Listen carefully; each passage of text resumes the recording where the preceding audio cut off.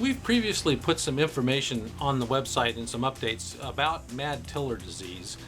It's a disease that was first discovered in rice and is caused by a fungus called Fusarium. This fungus produces gibberellic acid, and that gibberellic acid causes the plants to elongate. And primarily what we're seeing is the leaf sheath area elongates in the plant. The cells get longer. The same number of cells, they just get longer.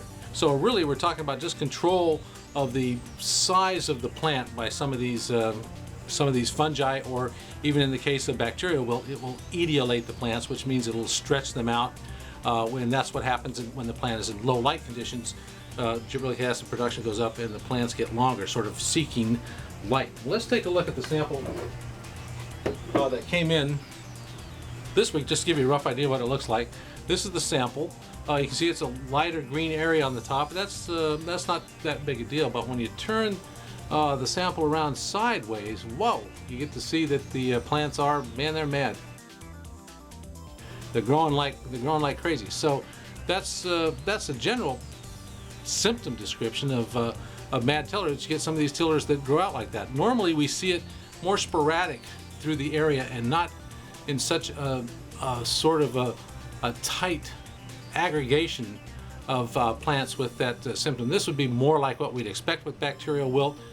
Samples from the same location have been sent to other labs, and they have found some streaming. I haven't found any streamings, but it's a good case that it might be bacterial wilt or mad tiller. So we're going to call it one of the two, and we'll show you what the symptoms look like a little bit more closely, so you get a feel for what this disease appears like under the microscope.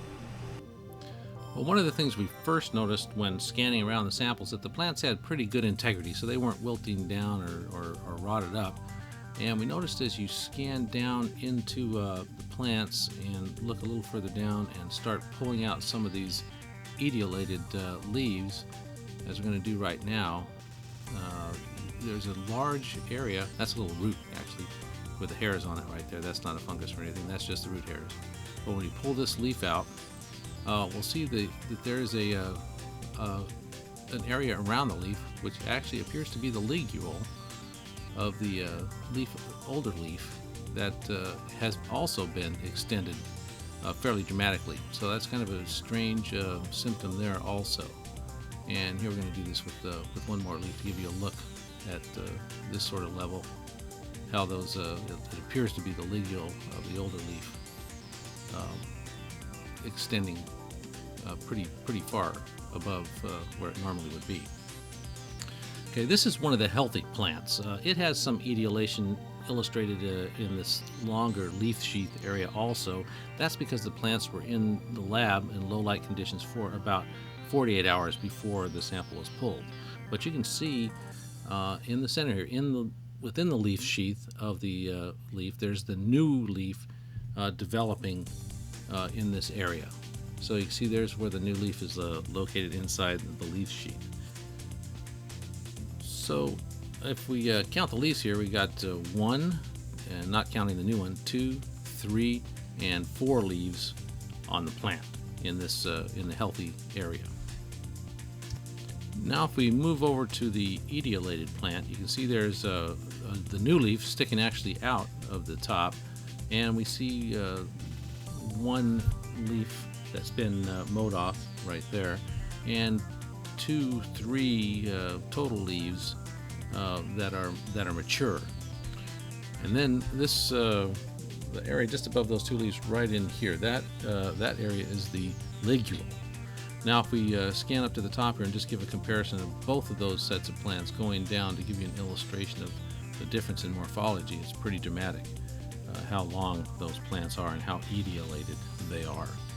So let's pull out the first 2 leaves on both sets of plants and just compare what the new leaf looks like. This is the what appears to be the ligule area that has also been extended from the leaves below. So here we go. Let's take separate out the new leaf from the second leaf, and it just takes a minute to pull these out of here. It's a little bit awkward, but you can see how long that is the new leaf. That's been certainly exposed to some hormones, just like the gibberellic acid, most likely to stretch out those leaves. Now let's move over to the more or less healthy plant that was in the lab for 48 hours before we pulled the sample. So you can see we got some etiolation, natural etiolation in low light conditions. But when we pull it out, you'll see that we don't have that ligule sticking up from the older leaves.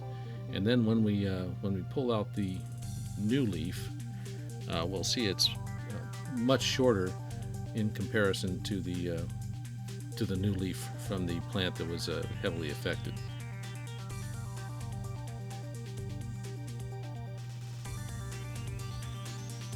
It's always irritating to watch this happen, but it takes a little while.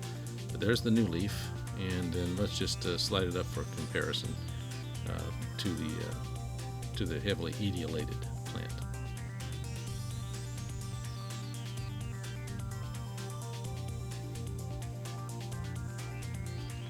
There you go. It's about a third the length. So that's a little rundown on this sample that has symptoms of etiolation. We're not positive whether this is due to fusarium and mad or crazy tiller disease, or whether it's due to bacterial wilt.